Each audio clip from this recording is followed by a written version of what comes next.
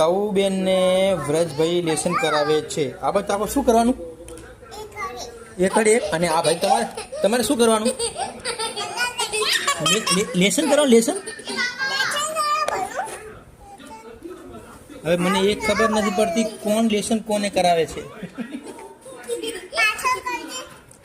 આમ લેસન કરો બસ બાપલી એમ કરો છો ના પાડી પણ એમ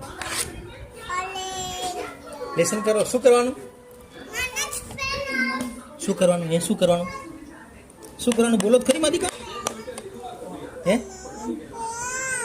લેસન કરો. લેસન હું લખું વ્રજ. શું લખવાનું?